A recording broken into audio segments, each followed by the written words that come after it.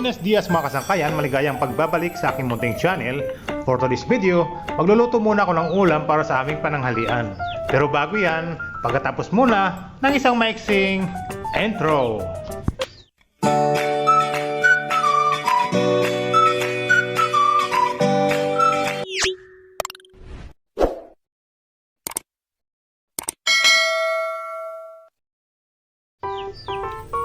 Outdoor cooking muna tayo dahil ang aming bahay ay under construction at kasalukuyang may gumagawang karpentero at mga mason. Kasama ko dito sa pagluluto ay ang aking bunso. Tinutulungan niya ako sa paggagayat ng aming lulutuin ngayon para sa aming tanghalian. Simpleng luto lang naman sa probinsya, sayuting gulay na sinahugan ng karning manok at iba pang mga sangkap. Masarap yan. Masarap yan. Ang kagandahan lang dito sa probinsya kapag ikaw ay paladesisyon, kahit wala kang tanim ay makakapitas ka ng mga sariwang gulay. Lalo na kapag tulog pa ang may-ari.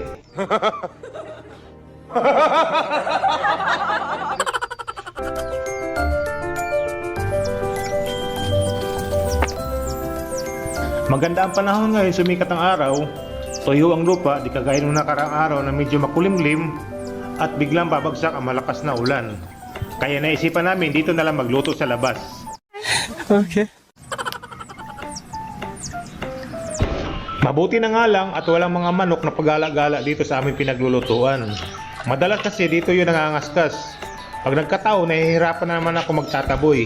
Pagka minsan naman sa katirbang pusa, lalo pat alam nilang may nagluluto. Hindi pa nga tayo tapos magayat ng mga pansahog, unti-unti nang lumalapit ang mga manok. Naisip ko, ito kaya yung susunod ko iluluto para sa aming hapunan. Ayaw, di ba?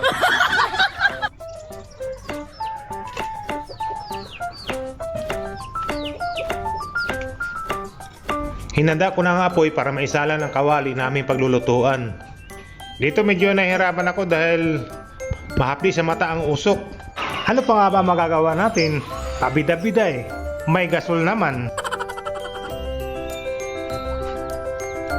Kinuha ko nga lang pala ang mantika para makapag-umpisa na kami magluto. Oo, mantika. Alam ka naman tubig, di ba? Magigisa nga eh. Nilagyan ko na ng mantika ang kawali para makapag-umpisa na makapagsangkot sa. Pero yung aking assistant sa likod, simple lang. Pa-Facebook lang.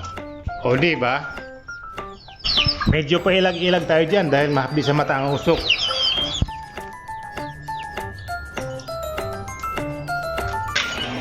Madalas nga naman pala ang pag-inom po ng juice dyan dahil medyo malinsangan sa labas. Medyo mainit ka ng panahon. Pasensya na sa background. Masyado kasi maingay mga alaga kong ibon. Yan yung mga inakay na na-rescue namin noong isang araw. Sa kasagsagan ng malakas na hangin kaya nagkandalaglagan sa kanilang mga pugad. Marami kasing puno ng kahoy dito sa likod bahay namin kaya maraming ibon ang namumugad. Ay tika, bakit ko ba sinasabi? Wala naman nagtatanong. Tanga talaga. Itutuloy na natin ang pagluluto. Dito sa probinsya, walang problema ang panggatong. Maraming mga punong kahoy sa tabi-tabi. Pag wala ka naman makita mga kahoy sa tabi, pwede na yung mga haligi ng kapitbahay. Tarantado! Pero dapat, mabilis kang tumakbo. Dahil kung hindi, Yari ka! at kung mangyari yon, malamang sa malamang, ito ang magiging theme song mo.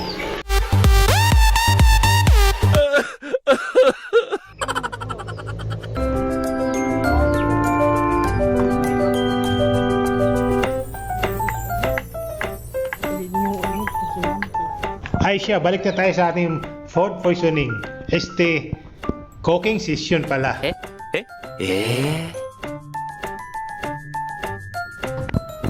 Isang kutsa ko na nga pala ang bawang. Isama ko na rin din yung sibuyas at saka kamatis. Huwag na natin patagalin, sa kawali din naman ang puntan yan. Tama kayo, tama kayo! At isunod na rin natin ang mga iniwang manok para maisang kutsa at mapalambot na rin.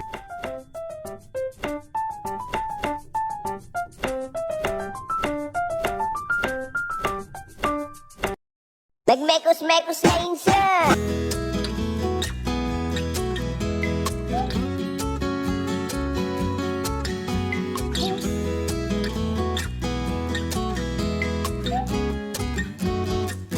Hahayaan ko na nga lang pala yan ng mga ilang minuto para lumambot yung ating karning manok. Sinisilip ko nga pala yung pinagawa kong bahay at ito nga nagpupusti pa lang sila. At maya maya nga lang at bumalik na ako sa akin niluluto para tingnan kung malambot na yung aking ginisang manok. At nagdagdag na rin ako ng panggatong para lumakas yung apoy. At ito nga isang manok napansin ko pabalik-balik at nakatingin sa kawali. Para bang sinasabing, isunod mo na ako dyan please. Tinikman ko na nga pala sa dyan at medyo okay na kaya nilagyan ko na ng grasa. Ay sorry, toyong pampalasa pala. Sinamahan ko na nga pala ng isang kutsarang buhangin, paminta para naman lumasa. Nilagyan ko na rin pala ng asin para umalat ng konti. Basta lahat ng pampalasa nilagay ko na. Ang hirap magpaisa-isa.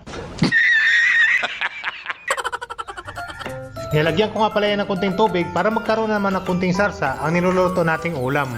Tinakpan ko na muna yan at inantay ng mga ilang minuto bago kumulo para ilagay ang ating sahog na sayoting gulay. Pero bago yan, abayan na rin natin ng kunting mikos-mikos para magpantay ang kulay at pantay ang lasa. Bago natin ilagay ang nakahanda ng ginayat na gulay na sayote.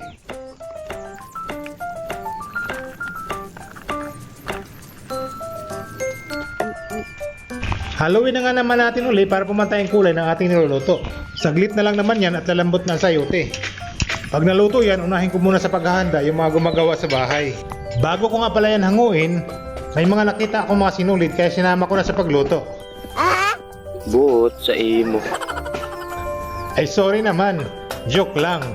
Sinamahan ko na rin yan ng sutanghon para kahit papano madagdagan ang ulam na ating niluluto. Importante maunang mapakain yung mga trabahante. Di bali na kami, marami naman kaming tirang ulam kaninang umaga. Yun na lang din siguro ang uulamin namin at ang tira nito pagkatapos ng mga trabahante. Sayang din naman yung natira kaninang umaga kung itatabi lang. Napakain naman namin ng maayos yung aming mga alagang aso at pusa. Ito na nga ang huling sahog, ang dahon ng sibuyas ang pinakahuli kong ilalagay sa akin niluluto. Ito da? Yes, ma. Hindi ko na nga pala na i-video ang pag-serve sa kanila dahil sa sobrang init nakahubad sila ng kanilang mga damit. Kaya hinayaan ko na lang na matapos sila sa kanilang pagkain.